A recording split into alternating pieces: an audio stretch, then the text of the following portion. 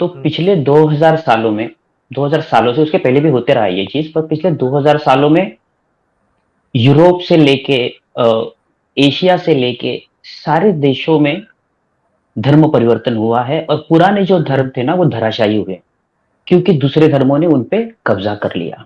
हाँ, हम्म, हमारे ऊपर आक्रमण हुए। हाँ, हमारे ऊपर आक्रमणों ने, आक्रामक जो थे उन्होंने राज किया। यस, पर हमारा धर्म था वही है। इसका कारण ये है ना।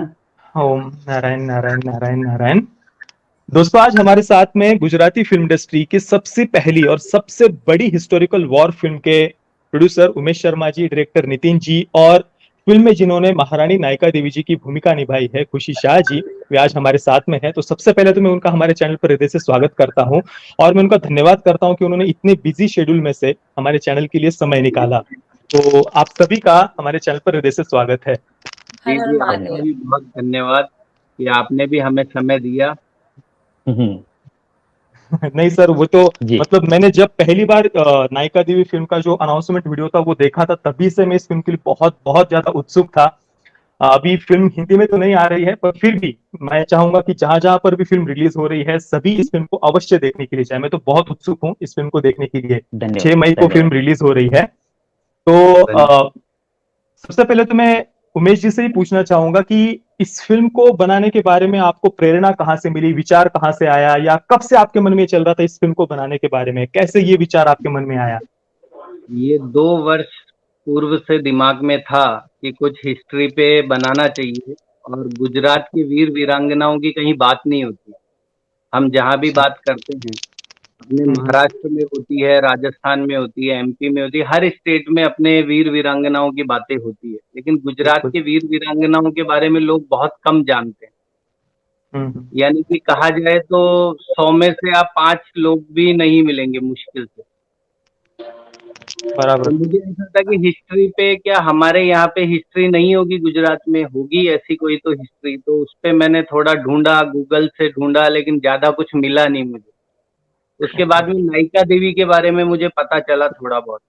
उनके बारे में भी अच्छा। ज़्यादा कुछ था ही नहीं, सिर्फ एक पैराग्राफ था छोटा सा, कि उन्होंने इस अच्छा। सदी में 1178 में एक वॉर लड़ा था और हम्म। मोहम्मद गौरी को हराया था।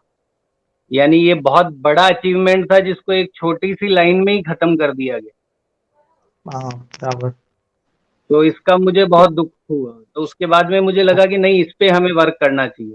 तो खुशी जी, क्या आपको नायिका देवी जी के इतिहास के बारे में, उनके बारे में इस फिल्म से जुड़ने से पहले पता था? मतलब आपने इसके बारे में कभी सुना था ऐसा? अ, मुझे कहते हुए खैर हो रहा है कि नहीं, मुझे बिल्कुल भी नहीं पता था, मैंने कहीं सुना भी नहीं था। एंड उमेश जी ही सबसे पहले इंसान थे जिनसे मैंने सुना कि मैं ऐसी अच्छा। फिल्म बनाना चाहता हूँ जिसमें मैं चाहता हूँ कि आप किरदार निभाए। और उसके बाद उन्होंने ही मुझे गूगल लिंक भेजी थी कि आप थोड़ा सा पढ़ लीजिए, फिर मैं सर से आपको नरेशन दिलवा दूंगा ऐसा। तो ओके। मुझे पहली बार उमेश जी से ही पता चला था। उसके बाद मैंने गूगल पे देखा और यूट्यूब पे देखा, तब थोड़ा बहुत मुझे पता चला था। चला। अ, दोस्तों, मैं पहले बताना चाहता हूँ कि खुशी जी का अभी स्वास्थ्य सही नहीं है, उन्हें काफी सर्दी खांसी हुई है, पर फिर भी उन्होंने हमारे चैनल पे समय निकाला, इतना हुए यहाँ पर हमारे साथ में जुड़ी है। तो एक बार फिर से मैं उनका यहाँ पर धन्यवाद करना चाहूंगा। और एक बात जो मैंने देखी है, अ, ये केवल एक मतलब आज देश में लोग राष्ट्रवादी फिल्में देखना चाहते हैं या हमारे इतिहास से जुड़ी फिल्में देखना चाहते हैं, केवल इसलिए ये फिल्म बनाई है ऐसा नहीं है। क्योंकि जब मैंने पहली बार उमेश जी से बात की थी फोन पर, और उसके बाद जब मैंने उनसे पर्सनली भी, व्यक्तिगत रूप से भी जब बात की, या नितिन सर हो, खुशी जी हो, उनसे उनसे भी जब मैंने बात की, तो एक बात जो मैंने देखी कि इस इतिहास को भी हृदय से सबके सामने रखना चाहते हैं या सब तक पहुंचाना चाहते हैं। ये मैंने देखा, मतलब बस बनाना है इसलिए नहीं बनाई है उन्होंने, वे हृदय से इस फिल्म को, इस इतिहास को सब तक पहुंचाना चाहते हैं। तो मैं नितिन जी से पूछना चाहूंगा कि आपको ये प्रोजेक्ट कैसा मिला? मतलब आप महाराष्ट्र से है, और उमेश जी हम्म। राजस्थान से है, फिल्म गुजराती है, बाकी सभी कलाकार गुजरात से है, तो ये सब पूरा संयोग कैसे जुड़ा, कैसे बना, ये मैं जानना चाहूंगा। हाँ, पहले तो ये फिल्म गुजराती नहीं है, ये इस फिल्म की भाषा गुजराती है। हाँ, भाषा नायिका गुजराती है। देवी जो थी वो गुजरात की है। ये हाँ हाँ। संपूर्ण राष्ट्र की फिल्म है। इसी राष्ट्र की वजह फिल्म। से एक राजस्थान से प्रोड्यूसर और महाराष्ट्र से डायरेक्टर, हम्म। हैदराबाद से डीओपी यहाँ पे जुड़े अच्छा। हैं। अरे हाँ, बाप और रे। गुजरात तो के हाँ एक्टर। ये हाँ, हाँ हाँ गुजरात के हाँ एक्टर है हाँ। सर। ये सर गुजराती एक्टर्स है ही हमारे सारे। ठीक है। ये फिल्म मुझे अब अगर फिल्म के लिए योगदान लेना हो ना, तो हम्म। मैं कतई नहीं ले सकता इसका योगदान, क्योंकि ये फिल्म पूरी तरह से विषय का जो योगदान है ना वो उमेश जी का है। उन्होंने अच्छा। 2 साल, तो हम हम्म। एक कहते हैं कि 2 साल हमने स्टडी किया जो भी किया, पर हम्म। उसके पहले से शायद उनके दिल में चल रहा था ऐसा कुछ, उन्हें गुजराती फिल्म बनानी थी। उनकी एज अ प्रोड्यूसर ये पहली फिल्म है। उसके पहले वो फिल्म लाइन से जुड़े थे, पर as a producer, individual producer वो उनका काम नहीं हुआ था। तो वो, ओके। उन्हें जो पहली फिल्म बनानी थी वो एक अच्छी फिल्म बनानी थी, नॉट बड़ी फिल्म बनानी थी। ठीक है। और अच्छी फिल्म के विषय के सर्च में उन्हें ये विषय आया, इस विषय पे उन्होंने संशोधन किया, बहुत वक्त दिया अपना। और क्या होता है ना प्रतीक, मैं बहुत साल से इंडस्ट्री में हूं, मुझे पता है कि कोई प्रोड्यूसर जब फिल्म बनाता है ना, तो सबसे पहले वो सब्जेक्ट उसे बहुत अच्छा लगता है, कोई भी सब्जेक्ट। और वो सब्जेक्ट पे जब वर्कआउट होने लगता है, वो डायरेक्टर को भी लेके आता है, राइटर को लेके आता है, वर्कआउट करते हैं, फिर पता चलता है इसका बजट इतना जा रहा है।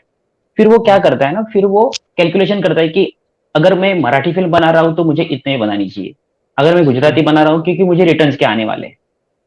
एक इंसान 2 साल एक सब्जेक्ट पे सोचने के बाद, संशोधन करने के बाद भी जब डायरेक्टर आता है, तो वो ये कहता है कि यार बजट की कोई चिंता नहीं है, आपको फिल्म अच्छी बना के देनी है। तो ये बहुत ओके। बड़ी बात है, ऐसा होता नहीं है हमारी इंडस्ट्रीज में, तो ऐसे होता नहीं है। जो इंडस्ट्रीज बाकी है, तेलुगु है, तमिल है या बॉलीवुड है, उसमें 200-300 करोड़ की बात होती है।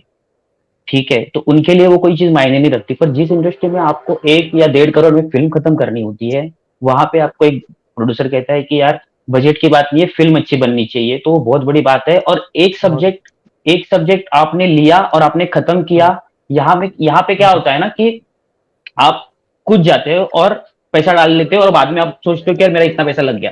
पर 2 साल तक उस चीज को अपने मन में पनपने देना, और दिमाग में वो चीज होनी कि हाँ भाई, मेरा मेरा पैसा खर्चा होने वाला है और मुझे अच्छी चीज बनानी है। जो तूने भी बोला कि तूने जब पहली बार देखा था और अभी प्रोमो देखा है, तो तुझे ऐसे कहीं नहीं लगा कि यार हमने कहीं कॉम्प्रोमाइज किया है। और फिल्म देखने के बाद ऑडियंस को भी ये नहीं लगेगा।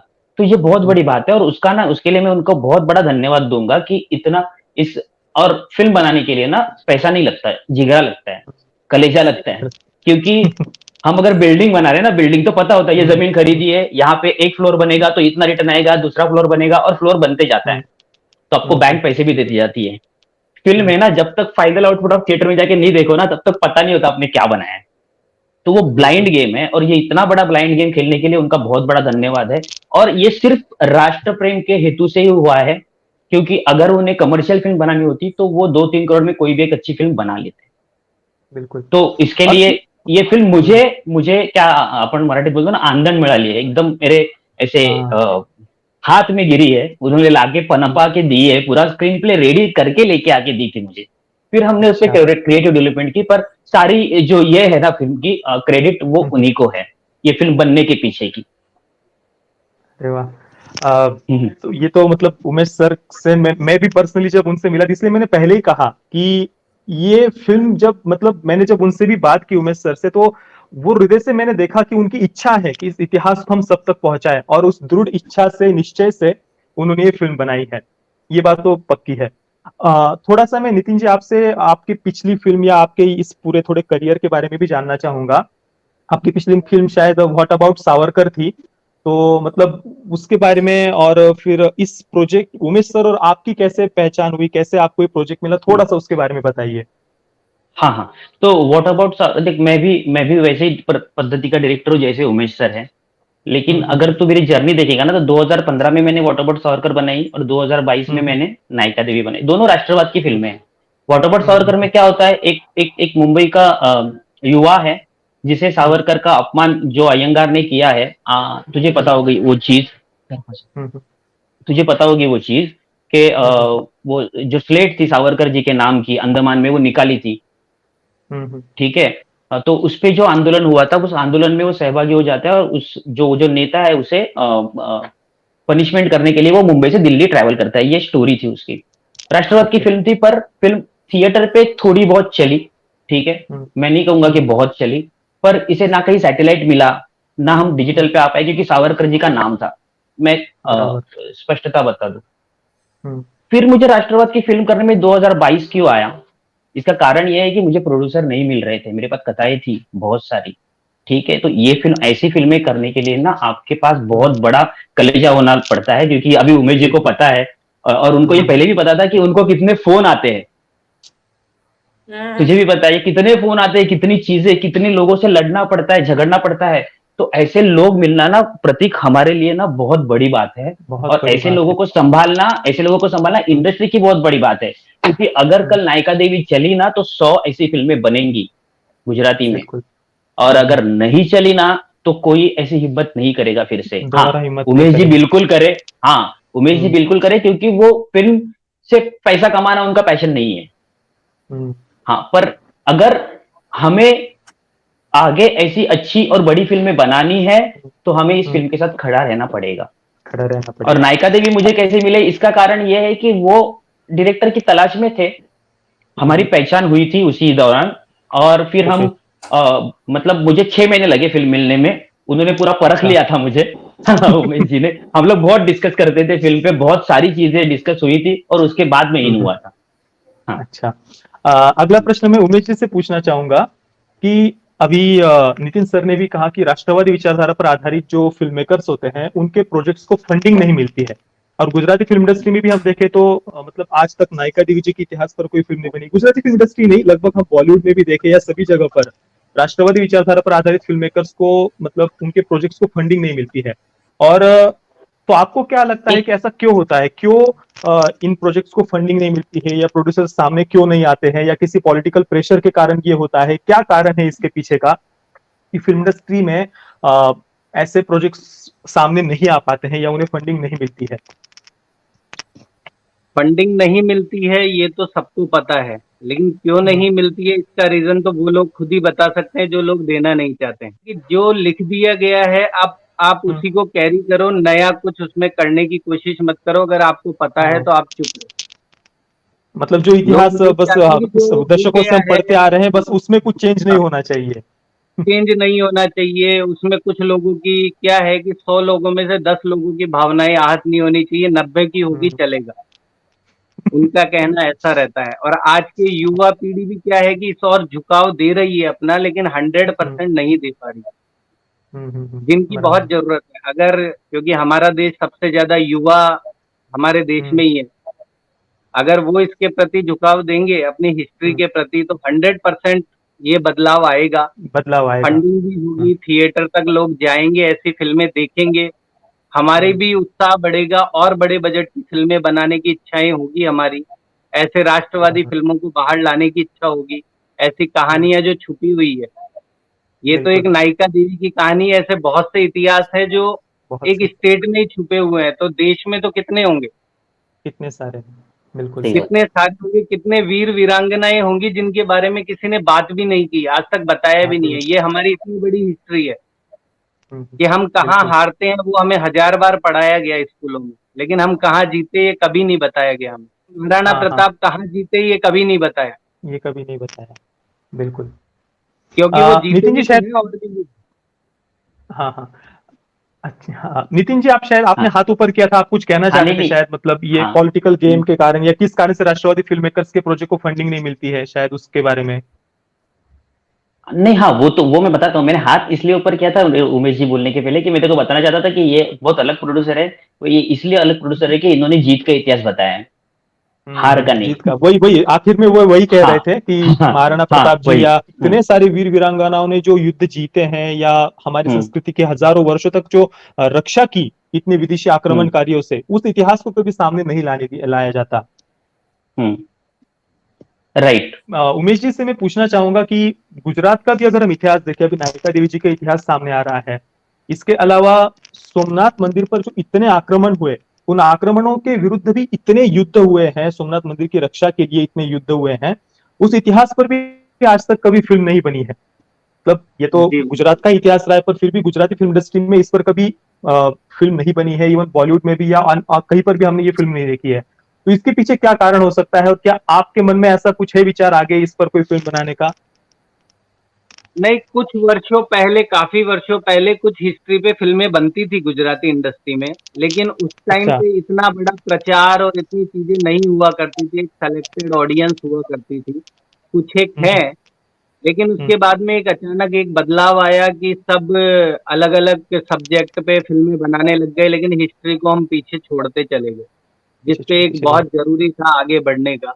बनाई है हम्म। कुछ लोगों ने, लेकिन इस टाइप की हिस्ट्री पे नहीं गए जो बहुत जरूरी इंपॉर्टेंस थी, जो देश को पता लगना चाहिए था। सिर्फ गुजरात की ही बात नहीं, या पूरे देश को पता लगना था देश वो को पता इतिहास। लगना चाहिए था। क्योंकि बिल्कुल। नायिका देवी आ के बारे में गुजरात ही नहीं जानता है पूरे तरीके से आज। सही बिल्कुल बात है। सही है। मैं खुशी जी से हम्म। पूछना चाहूंगा कि आपने इस पूरी फिल्म के लिए तैयारी कैसे की, क्योंकि इतने सारे एक्शन सीक्वेंसेस है, तो फिर उसके लिए आपने पूरा कैसे, इतनी मेहनत, इतनी तैयारी, काफी लंबा समय आपको लगा होगा, तो उस पूरी थोड़ी जर्नी के बारे में थोड़ा बताइए। जैसे कि मैंने आपको बताया कि उमेश जी ने जब मुझे बताया था तभी उन्होंने बोल दिया था, मैंने बोला था कि कैसे करूंगी, मुझे तो ये सब आता नहीं है। तो उन्होंने हम्म बोला था कि नहीं, हम आपको प्रोडक्शन से पूरी प्रॉपर ट्रेनिंग देंगे, आपको क्षत्रिय हम्म विद्या से लेके हॉर्स राइडिंग से लेके आपका इतने इतने बजे का पूरा शेड्यूल होगा, और अगर आप हम्म वो करेंगी तो आप मूवी कर रही है, ऐसा कि आपका हम्म 1 साल का योगदान हमें चाहिए है। उसके बाद स्क्रिप्ट राइटिंग, स्क्रिप्ट पे मैंने काम किया था। नितिन सर ने हम्म, बोला था कि 1 महीने बाद मैं ये डायलॉग मोनोलॉग लेने वाला हूँ आपसे विद अच्छा। एक्शन।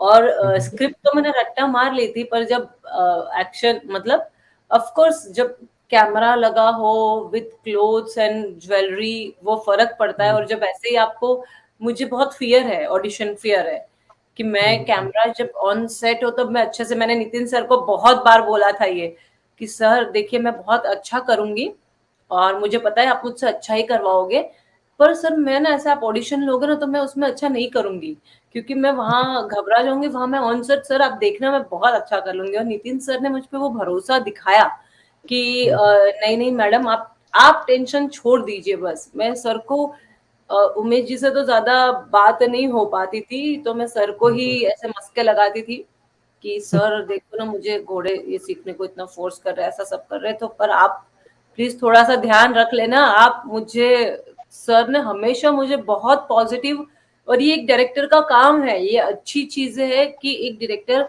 अपने बच्चों की तरह एक्टर्स को रखता है और समझाता है कि आप बिल्कुल टेंशन, आप मैडम टेंशन छोड़ दीजिए, आप अच्छा ही करेंगे, हम 19-20 नहीं चलाएंगे। और सर ने वो भरोसा मुझ पे रखा। मुझे खुद पे हम्म नहीं, मुझे खुद को नहीं था, पर एक उमेश जी और एक डायरेक्टर में, ये दो ही इंसानों को मेरा वो मानती हूँ कि उन्होंने दोनों ने मेरा विश्वास मतलब मुझसे खोया नहीं। जब मैं खुद नहीं कर रही थी, लोग नहीं कर रहे थे कि शायद आपने कास्टिंग गलत कर लिया है, ये कर पाएगी कि नहीं, तब एक उमेश शर्मा और नितिन सर, दूसरे इंसान, ये दो ही थे जिन्होंने मुझे बोला मैडम आप कर देंगे। आधे लोगों को तो शायद इन्होंने मुझ तक बात भी नहीं पहुंचने दी, अभी अभी पता चल रहा है कि इन्होंने जवाब उनको दे दिया था कि हमने कास्टिंग किया, हमें पता है और हम मेहनत करवा लेंगे, और इन्होंने करवा ली। आप जो देख रहे हो अभी, तो ये इन लोगों का ही कमाल है। और मैं आई एम ग्लैड कि मुझे इन लोगों के साथ काम करने का मौका मिला, और इतनी बड़ी वीरांगना का रोल मुझे अदा करने का मौका मिला, इससे ज्यादा सौभाग्यशाली मैं हो ही नहीं सकती। नहीं, बहुत बढ़िया। मुझे तो पर्सनली आपका परफॉर्मेंस भी ट्रेलर में तो बहुत बहुत पसंद आया। एक और बात मैं खुशी जी से ही पूछना चाहूंगा कि जैसा कि आपने कहा, फिल्म से जुड़ने से पहले आवाज आपको भी इस आवाज इतिहास टूट के, रही है, आवाज टूट रही है प्रतीक। चलो तो मैं खुशी जी से पूछना चाहूंगा कि जैसे कि आपने कहा, फिल्म से जुड़ने से पहले आपको भी इस इतिहास के बारे में पता नहीं था, तो हम्म। फिल्म से जुड़ने से पहले और फिल्म पूरी होने के बाद क्या आपने अपने अंदर कुछ बदलाव देखा? मतलब नायिका देवी जी का इतिहास, उनका शौर्य पराक्रम, वो पूरा वो एक रोल निभाने के बाद में आपने अपने अंदर अपने विचारों में ये कुछ परिवर्तन देखा आपने? थैंक यू मुझसे ये सवाल करने के लिए प्रतीक जी, क्योंकि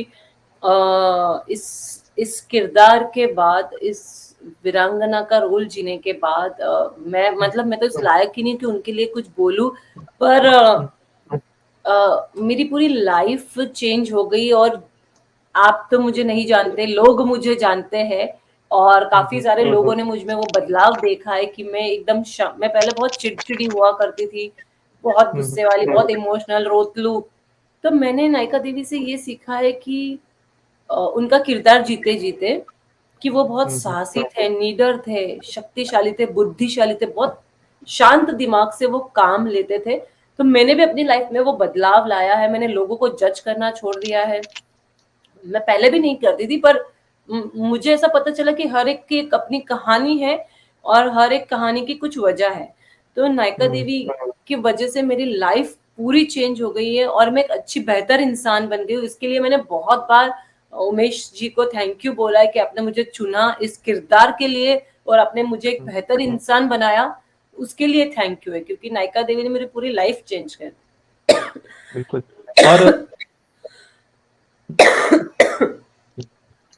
और इस फिल्म को कोई बात कंटिन्यू प्रमोशन, मीडिया इंटरव्यू उनके चालू ही है। बिल्कुल, कोई दिक्कत नहीं।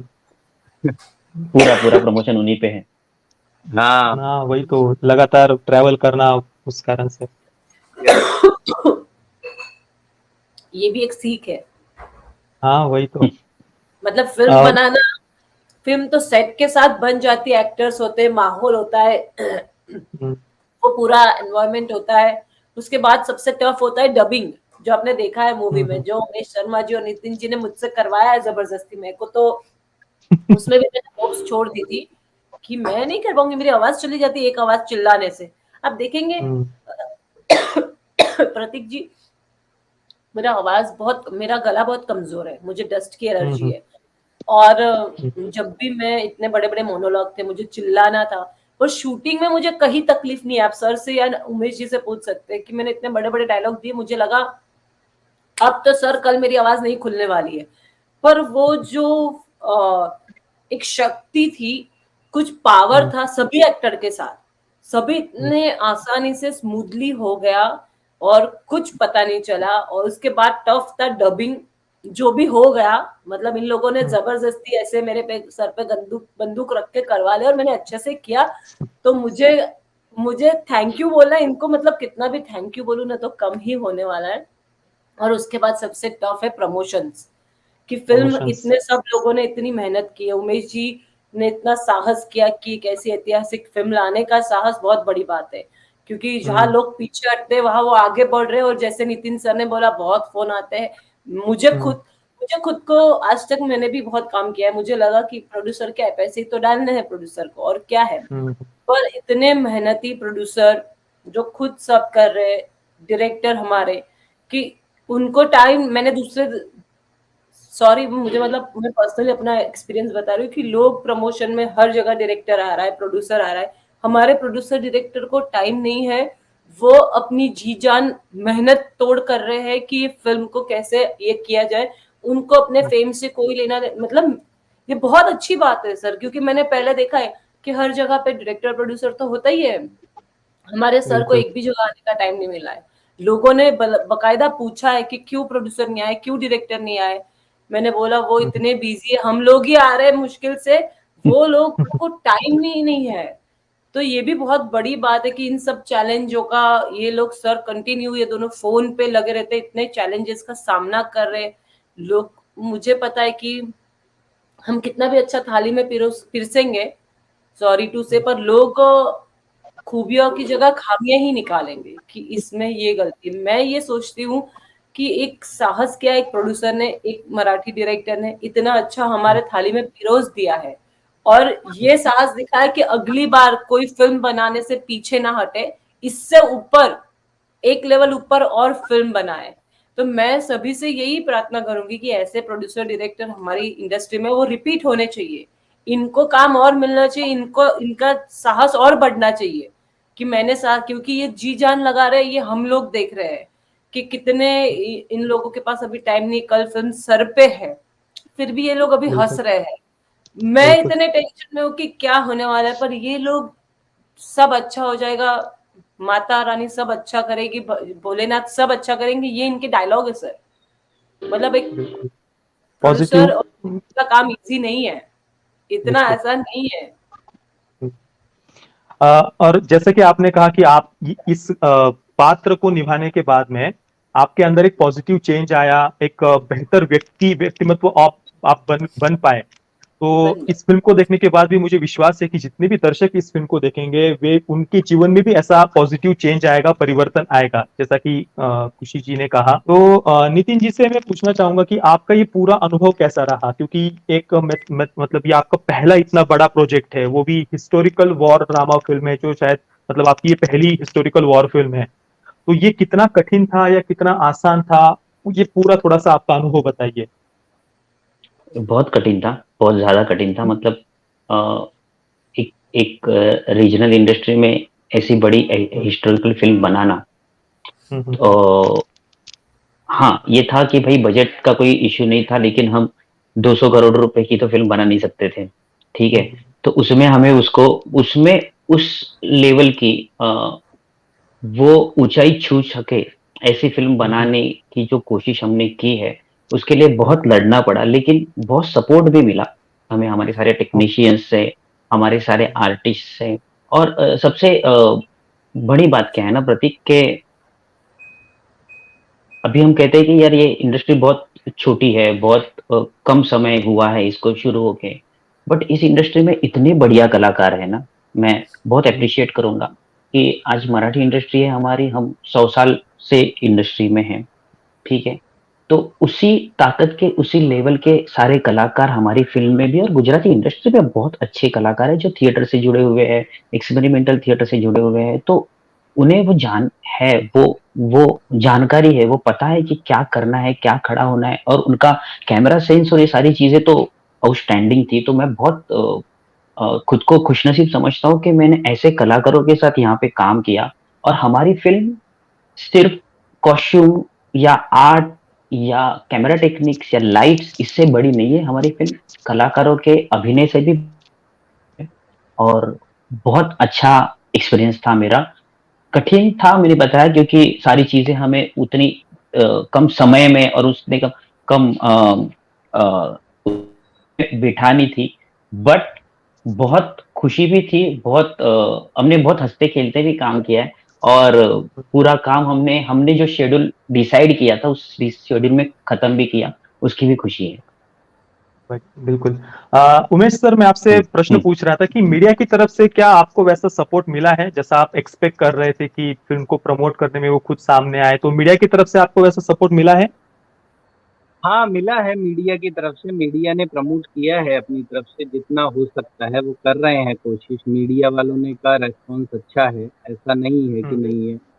अब रेस्पॉन्स पब्लिक का होना ज़रूरी है, बिल्कुल। कि ओवरऑल बात फ़िल्म की आती है तब पब्लिक पे ही आके रुकती है सब चीज़ें। कि बिल्कुल। सपोर्ट बिल्कुल। ऐसा नहीं है किसी ने नहीं किया है, बहुत सपोर्ट किया है लोगों ने, बहुत अच्छे से प्रमोट भी कर रहे हैं लोग, पर्सनली भी डाल रहे हैं क्योंकि काफ़ी खुश हैं लोग ओके। तो कि इस टाइप की फ़िल्म आ रही है। बिल्कुल हाँ बिल्कुल। थोड़ा सा चंकी पांडे जी के इस प्रोजेक्ट से जुड़ने के बारे में बताइए कि वो इस प्रोजेक्ट से कैसे जुड़े, या आपके मन में पहले से ही था कि मोहम्मद गोरी के कैरेक्टर में मुझे उन्हें ही लेना है, या कैसा, मतलब वो कैसे जुड़े इस प्रोजेक्ट से? ये तो एक स्टोरी है हमारी ही और नितिन सर की, कि हम लास्ट डे तक फाइनल नहीं कर पा रहे थे कि मोहम्मद गौरी कौन होगा हमारे कैरेक्टर में। अच्छा। ओके। लेकिन हमने एक डिसीजन लिया, तो काफ़ी सोचा कि चंकी सर का जब नाम आया, काफ़ी साउथ के एक्टर भी थे उसके अंदर, हमारे साउथ के एक्टर से भी बात हुई, काफ़ी लोगों को हम्म। हमने भेजा, तो सब एक्साइटेड सब थे, सब करना चाहते थे।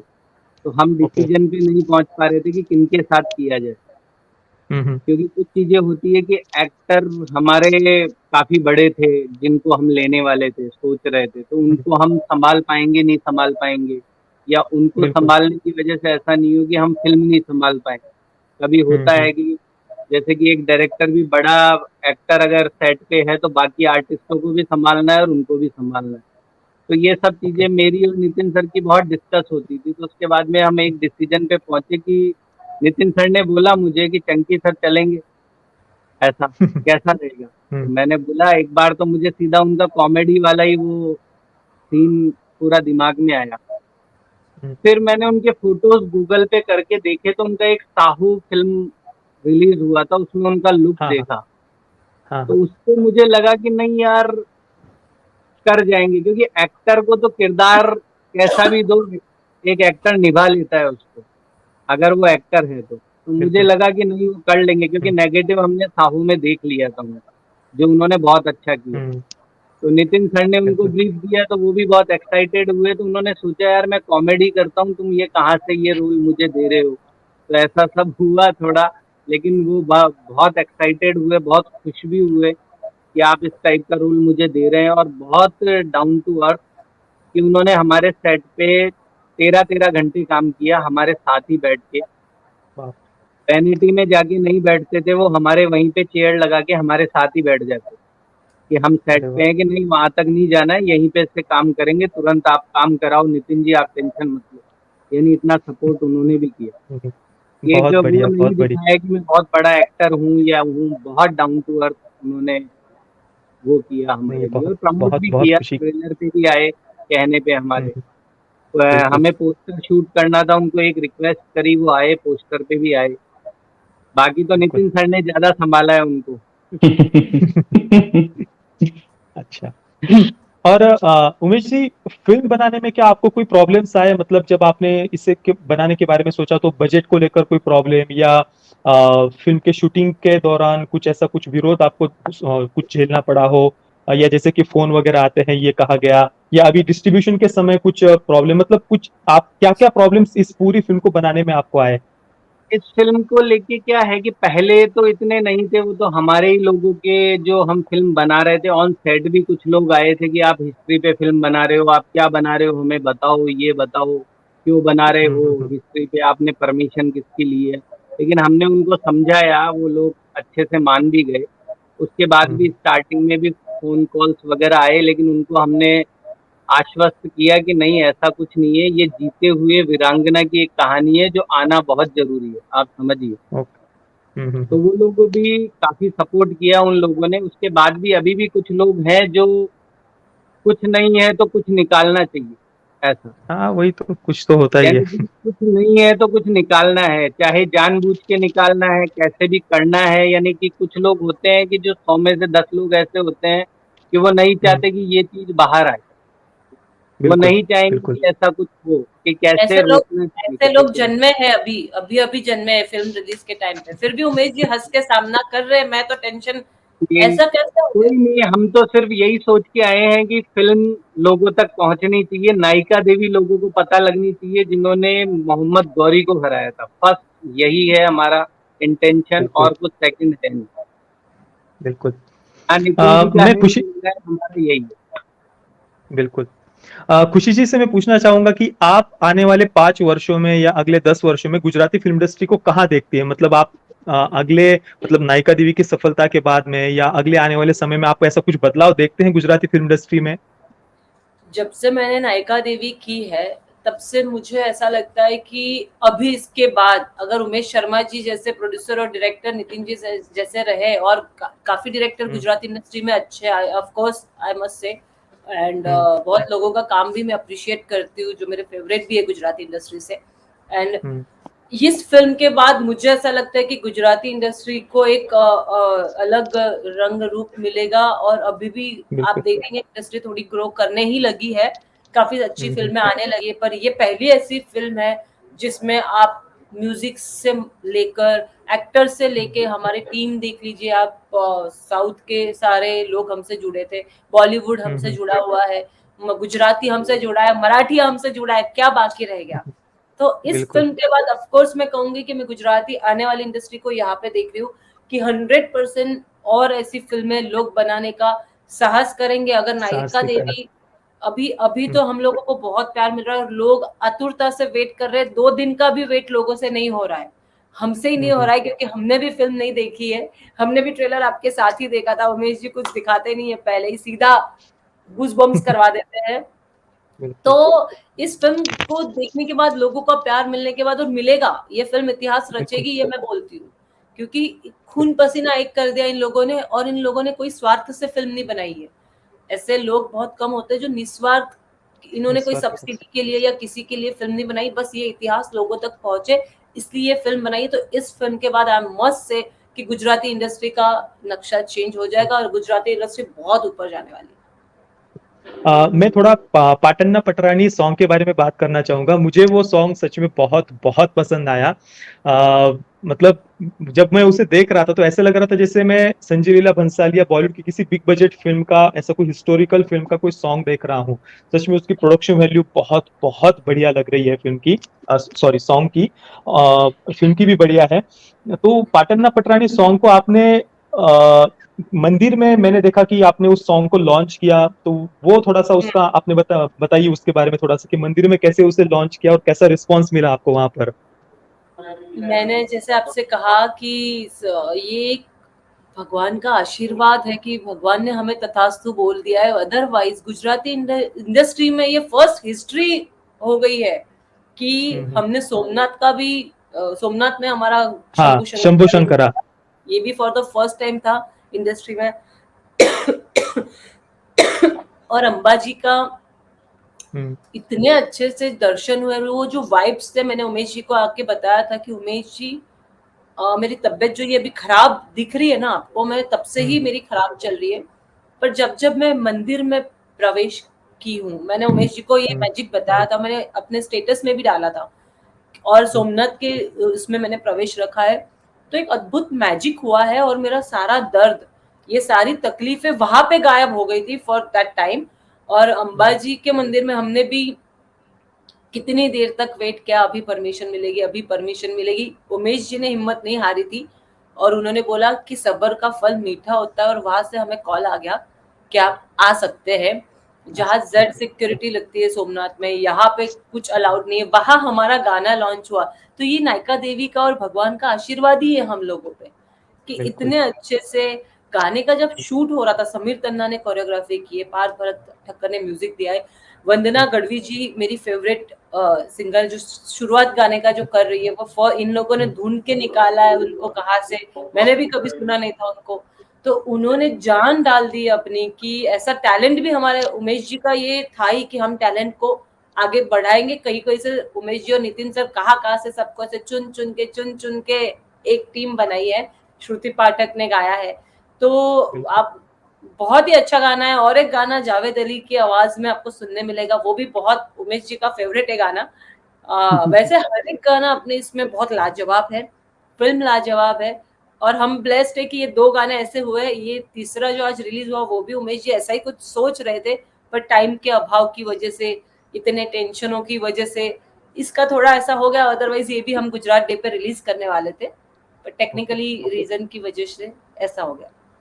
नहीं, आज तो और बढ़िया है। मतलब अक्षय तृतीया को आज वो आज करो केसरिया सॉन्ग लॉन्च हुआ है, ये तो और भी बढ़िया हुआ। ये भी मैं और बताना चाहूंगी कि उमेश जी ये सब तिथि में ब्राह्मण है, उमेश शर्मा, और वो इन सब चीजों, ये सब मुझे सॉरी पर मुझे नॉलेज नहीं है सर, और इन लोगों को ज्यादा नॉलेज है। तो उमेश, इन लोगों ने मुझे बताया कि आज ऐसा है, और वो टाइमिंग भी उसका फिक्स है कि मतलब 12:33। मैंने बोला ऐसा क्या और टाइम है, मुझे नहीं पता 12:33 क्या टाइम है। शुभ मुहूर्त पर उन्होंने लॉन्च किया। हाँ, और ऐसे ही हर एक चीज हमने शुभ मुहूर्त पे, आप देखना शुभ मुहूर्त पे ही लॉन्च की है। पुजारी के हाथों से गाना लॉन्च किया है। ये आज ऐसा मुझे पता चला कि आज ऐसा था, इसीलिए आज गाना 2 बजकर कुछ मिनट पर रिलीज होने वाला है। मैं 11 बजे से रिफ्रेश कर रही हूँ कि अभी आएगा अभी आएगा। कभी लॉजिक है कि 2 बजे का कुछ टाइमिंग है। तो ये सब बहुत मानते हैं तिथि में और इन सब चीजों में, और वो साथ भी दे रहा है। तो ये आज करो केसरिया सॉन्ग के बारे में मैं पूछना चाहूंगा कि आज से लगभग 1 वर्ष पहले जब अनाउंसमेंट वीडियो लॉन्च हुआ था, तो उसमें वो आज करो केसरिया, वो उतना रिकॉर्डिंग उस समय था। तो सॉन्ग अभी लॉन्च किया है, तो क्या उस समय सॉन्ग रिकॉर्ड हुआ था या अभी हुआ है?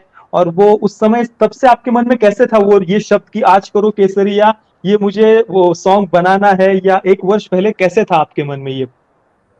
नितिन जी, आप चाहे तो आप बताइए इसके बारे में। रिकॉर्ड किया है हाँ जी, नहीं वो ये था कि आज तक हमने ना केसरिया पे बहुत सारे गाने सुने हैं, ठीक है, केसरिया बालमा हो या जो भी हो, तो ना हमें हमारे मन में ना एक रोमांटिक इमेज क्रिएट हो जाती है, राइट। हाँ, और हमें भी इतना पता नहीं था इस बारे में। हमारे म्यूजिक डायरेक्टर, लिरिक्स राइटर है ना, वो ये वर्ड लेके आए कि केसरिया इज द वॉरियर, जो वॉर करने जा रहा है, और केसरिया बालमा पधारो हमारे देश, मतलब आप युद्ध से वापस लौटाओ। तो फिर हमने उसे अपने गाने में यूज़ करने की सोची और फिर इस तरीके का हमारा गाना बन गया। और अब इस गाने के बाद जब हम केसरिया बोलेंगे ना, तो हमारे नज़रों के सामने हमारा जवान होगा या तलवार हाथ में लिए कोई वॉरियर खड़ा होगा। कोई एक रोमांटिक हीरो चले आ रहा है, ये इमेज मिट जाने वाली है। आज सबसे करो आखिरी केसरिया का अर्थ क्या होता है? मतलब आज सब कुछ भगवामय कर दो, हाँ, या मतलब आज करो नहीं, आज हाँ, मतलब जीत कर आ जाओ, युद्ध करो। युद्ध करो, ऐसा होता है? गाने हाँ, के आखिरी में है कि जीती हाँ, गया केसरिया, केसरिया, हाँ, जीत युद्ध गए पे हम। जाने वाला, युद्ध करने वाला। और युद्ध पे हाँ, यस। लास्ट में एक लाइन है गुजराती में कि आज जीती गया केसरिया, मतलब वो फिल्म के इनमें है जब वो घोड़ी को हरा देती है कि जीत गए केसरिया, हम लोग जीत ओके। गए फाइनली, हम्म। ओके। ऐसा। आ, तो ये और गाना सबसे मैंने लास्ट देखा रिकॉर्ड है, अभी रिकॉर्ड हुआ है। वही और मैंने देखा उमेश जी खुद इस फिल्म के राइटर भी है, उन्होंने ही फिल्म का हम्म। स्क्रीन प्ले और हम्म। राइटिंग उन्होंने ही की हुई है। तो क्या आपको हम्म। पहले से इसका अनुभव था लिखने के बारे में, या पहली बार आपने ये फिल्म के कहानी लिखी है, मतलब पहली बार है ये? नहीं, मैं सिर्फ स्टोरी लिखी थी मैंने, और ओके। उसको शेयर स्क्रीन किया था। स्क्रीन प्ले हमारे राम मूरी ने किया है, और ओके। डायलॉग भी उन्होंने किए हैं, और चिराग त्रिपाठी जी ने किए हैं उसके। अच्छा अच्छा। स्क्रीन प्ले उन्होंने किया, क्योंकि गुजराती मुझे पूरी प्रॉपर तरीके से लिखना और ये सब इतना हाँ हाँ नहीं हाँ आता हाँ है। हाँ, तो एक वही वही। स्टोरी था, जब इसके स्टोरी पे हमने लिखा, क्योंकि इनके हम्म। बुक थे, गौरी शंकर जी धूमकेतु के राइटर हैं, बहुत बड़े, बहुत सम्मानीय ओके। पर्सन है। उनकी बुक से हमने ये राइट्स लिए उनकी बुक के, क्योंकि वो अच्छा। लेना पड़ता है, एक लीगल प्रोसेस है ये, कि आप जहाँ से भी किसी की बायोपिक बनाओ तो आपने रेफरेंस कहाँ से लिया वो बताना पड़ता है अपने को, सेंसर हाँ हाँ। बोर्ड को भी आश्वस्त करना पड़ता है। ऐसे ही नहीं आप सोच के आ गए कि फिल्म बिल्कुल। बनानी है, तो बायोपिक के लिए एक रेफरेंस लेना ही पड़ता है। तो उनकी बुक में जो था उसी को आधार बना के हमने एक पूरा फिर फ्लो बनाया, और उसके बाद में स्क्रीन प्ले राम मूरी जी ने, और उसके बाद में डायलॉग चिराग त्रिपाठी ने, और वो ने किए कुछ, एक हमारे नितिन जी ने भी अपना ऐड ऑन किए, कुछ मैंने अपने ऐड ऑन किए, जहाँ हमें लग रहा था कि नहीं, ये नहीं, कुछ और बड़ा होना चाहिए, कुछ अलग कुछ होना बड़ा। चाहिए। अब हम लोग क्या है कि गुजराती बोल नहीं पाते थे, तो हम हिंदी में बोलते थे, वो ट्रांसलेट गुजराती में होता था। हम्म। तो ऐसे करके इस पे करते हुए हमारी टीम में किसी को गुजराती नहीं आती थी, सर मराठी, ये राजस्थानी, टीम में सारे साउथ इंडियन, और मराठी टीम थी सारी महाराष्ट्र की। ओके। तो एक्टर से भी हम गुजराती लोग रेफरेंस लेते थे, एक्टर से भी पूछते थे, क्योंकि वो भी काफी सीनियर एक्टर थे हमारे, जिनको गुजराती के बड़े बड़े प्ले किए हैं, बहुत अच्छे एक्सपीरियंस है उनको, उनसे पूछते थे कि यहाँ क्या होना चाहिए। तो पूरा टीम वर्क काम होता था। और कभी बिल्कुल। ऐसा नहीं रहा कि डायरेक्टर ने कभी ये सोचा कि नहीं, मैं डायरेक्टर हूँ, मैंने बोल दिया वो फाइनल है, ऐसा कभी नहीं हुआ। यानी मेरे साथ भी ऐसा नहीं हुआ कि मैं प्रोड्यूसर हूँ, मैंने बोल दिया काम हो गया। हमारे में नहीं क्या बिल्कुल। होता था कि शाम को एक 5 लोग हम आपस में बैठते थे, डिसीजन लेते थे कि इसको ऐसे कर सकते हैं, तो उसमें फिर हम लास्ट डिसीजन निकलता था ये करना चाहिए, ये चीज़ सही है और ये जाएगी अच्छा। उसके बाद ही बिल्कुल फिल्म को आगे बढ़ाया गया। बढ़ाया गया। आपने रेफरेंस की बात की कि किस बुक से आपने रेफरेंस लिया, तो मुझे वो ट्रेलर लॉन्च के समय का एक वो याद आ गया कि एक रिपोर्टर थे, उन्होंने नितिन जी से प्रश्न पूछा था कि आपने किस बुक से रेफरेंस लिया है। एक बुक का नाम बताया, फिर नितिन जी ने दूसरी पुस्तक का नाम बताया, फिर भी वो एक टोंट मारने की तरह उनका एक थोड़ा बोलने का मैंने देखा, जो रिपोर्टर थे उन्होंने 2-3 बार, मतलब बस इतना ही, बस इतना, और कुछ, मतलब उनका ऐसा कहना था जैसे ही, मतलब वो क्रेडिट नहीं देना चाह रहे थे, या आपने बस ऐसे ही मनगढ़ंत जैसे फिल्म बना दी हो, ये एक टोन था थोड़ा सा उन रिपोर्टर का, मैंने देखा। तो उसका ये हाँ। उत्तर क्या नितिन है, जी ने दिया था। इसका क्या है कि सबने, काफी राइटर ऐसे हैं हिस्ट्री में जिन्होंने अपने अपने हिसाब से राइटिंग करी है, उन्होंने हर जगह कहीं ना कहीं चेंजेस किए हैं। अब हमें जाके कभी भी फिल्म बनानी होती है, ये कुछ फिल्मों में जहाँ इतिहास तोड़ मरोड़ के दिखाया गया, उसके बाद में कि ये सेंसर बोर्ड ने भी एक मान्यता कर दी है कि आप पहले रेफरेंस लेके आइए कि इस बुक को आधार बना के आप फिल्म बना रहे हैं। तो उसके बिल्कुल। आधार पे हमारे को नायिका देवी की बुक धूमकेतु जी की मिली, जिसमें जो लिखा हुआ है उसको आधार बना के हमने चालू किया। अब काफी राइटर हैं, उन्होंने उस पर अलग अलग विचारधारा लिखी है अपनी। जैसा कि आपने भी हिस्ट्री में काफी चीजों में पढ़ा होगा कि किसी ने किसी के बारे में कुछ अलग लिखा है, तो उन्होंने सम्राट अशोक के बारे में किसी ने अलग लिखा है, किसी ने अलग लिखा है। तो ऐसे ये तो सबने मतलब अलग जो अलग लिखने वाले की जो विचारधारा होती है वो उसके अनुसार इतिहास को लिखता है, वो हाँ, तो सिंपल सी इतिहास बात लिखता है। है। अब हमने उसी को एक को आधार बनाया, हम अलग अलग को आधार नहीं बना सकते, क्योंकि हमें आगे भी बिल्कुल एक ही जगह पे रुकना पड़ता है कि नहीं यही एक है जिसको हमें लेके आगे बढ़ना है। अब उसमें कुछ बिल्कुल। लोगों को ऐसा लगता है कि नहीं आपने गलत दिखाया, इस बुक में तो ये लिखा हुआ है, तो उसका हम्म, अभी कुछ किया नहीं जा सकता। बिल्कुल।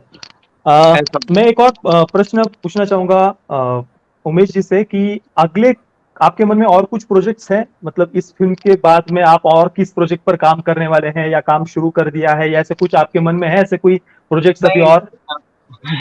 अभी शुरू नहीं किया है, लेकिन सोच में है।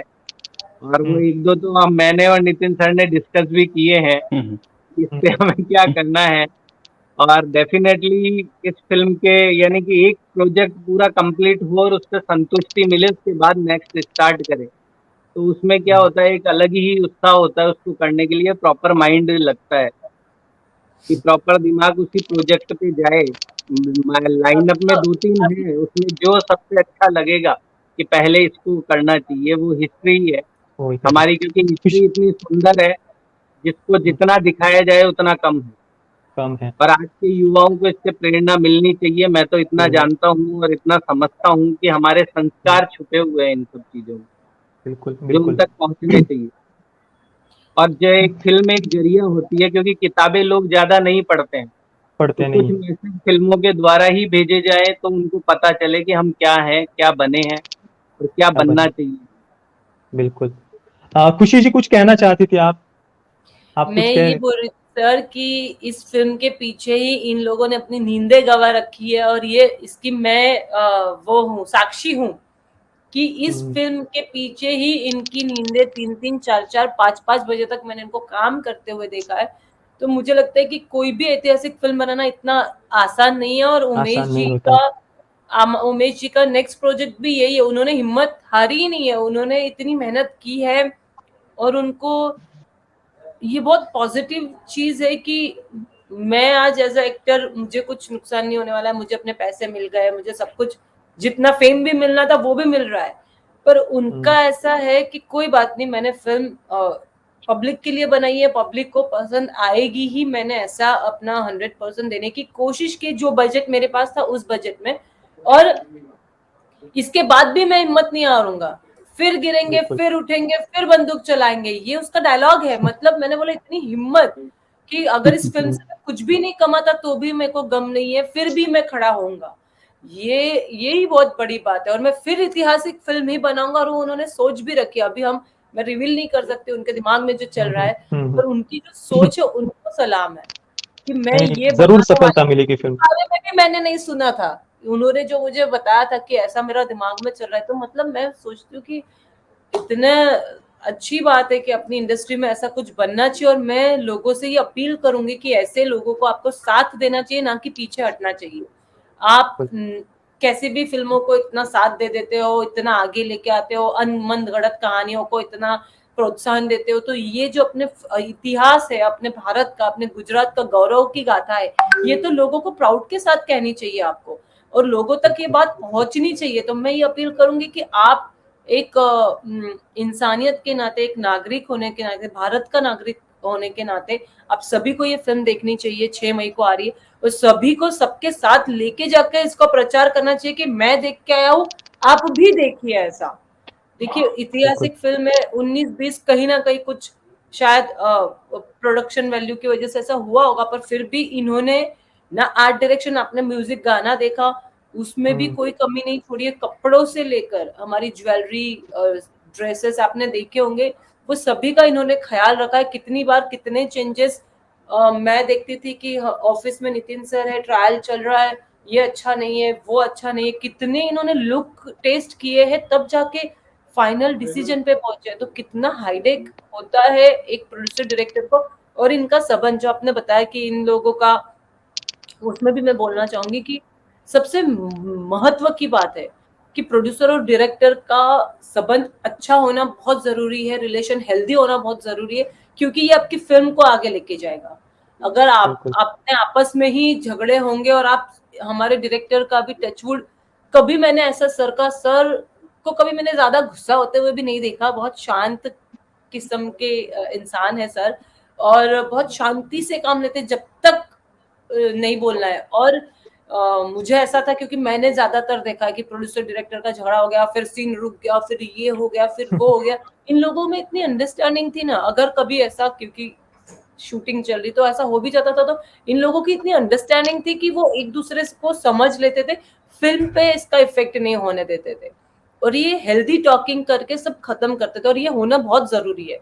काफी फिल्में इस वजह से पिट जाती है क्योंकि एक डायरेक्टर प्रोड्यूसर का ईगो बीच में आ जाता है, और ये इन लोगों की खासियत है कि इसकी वजह से इनका जो बॉन्डिंग है ये शायद आगे भी और दिखेगा, और आगे भी ये लोग फिल्म बनाएंगे। मैंने ये देखा, ये सीखा है इन लोगों से कि एक तो पेशेंस और इनकी समझदारी जो इन्होंने दिखाई है, तब जाके ये फिल्म बन पाई है। ये लोग चैन की सांस अभी नहीं ले रहे, पर मुझे यकीन है कि फिल्म रिलीज होने के बाद ये लोग सुकून से सोएंगे कि हाश, मैंने बोला कि मैं वो दिन देखना चाहती हूँ कि आज आप आराम से सो रहे हो, कि आज हम टेंशन फ्री है।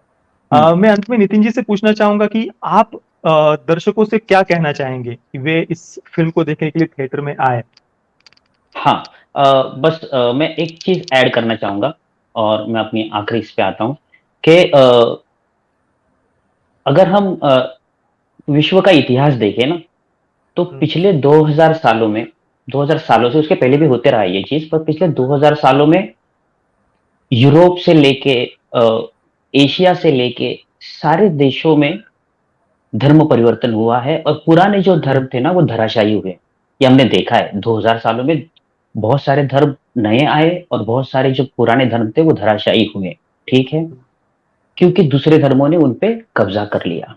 हाँ, हमारे ऊपर आक्रमण हुए, हाँ हमारे ऊपर आक्रमक जो थे उन्होंने राज किया, यस, पर हमारा धर्म था वही है।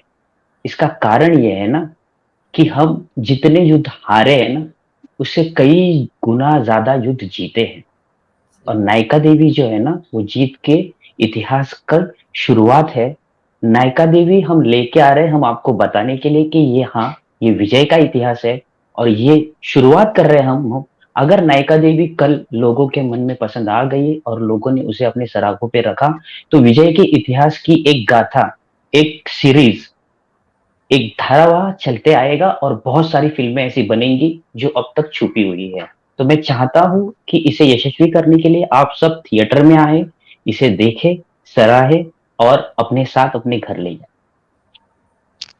नितिन जी, उमेश जी, खुशी जी, मुझे सच में बहुत बहुत गर्व है कि आपने ये फिल्म बनाई, और मैं थोड़ा बहुत ही सही पर कुछ तो इस फिल्म के बारे में मैं अपनी एक सेवा दे पाया। मुझे सच में बहुत बहुत गर्व है, और मैं चाहूंगा कि आगे आप ऐसी और कई सारी फिल्में बनाएं। इस फिल्म को तो सफलता मिले ही, पर आप आगे आने वाले आपकी सारी की सारी फिल्मों को ढेर सारी सफलता मिले।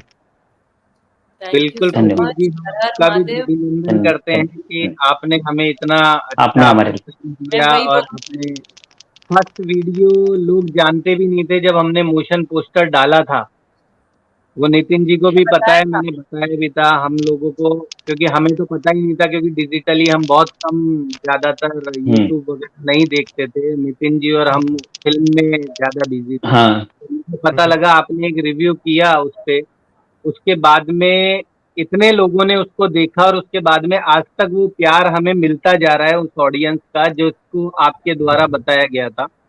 तो उसका भी मैं थैंक यू कहूँगा, क्योंकि मैं कमेंट वगैरह करके नहीं बता पाया आपको। मैंने कहा कि क्या पता प्रतीक जी देख पाएंगे नहीं देख पाएंगे, और आप तक हम आपसे मिल पाएंगे नहीं मिल पाएंगे, हमारे लिए भी ये बहुत बड़ा अचीवमेंट है। तो प्रतीक जी से हमें मिलना हुआ, आपके साथ में आज हम इंटरव्यू कर रहे हैं, ये भी हमारे लिए सौभाग्य की बात है। सौभाग्य की बात है कि आप बिल्कुल। ये मैं सभी मित्रों से कहना चाहूंगा कि इनका बड़प्पन है, इस कारण से ये सब बातें कह रहे हैं। बाकी मेरा ऐसा कोई बहुत बड़ा ऐसा, ये इनके बड़प्पन के कारण ये ऐसी बातें कह रहे हैं।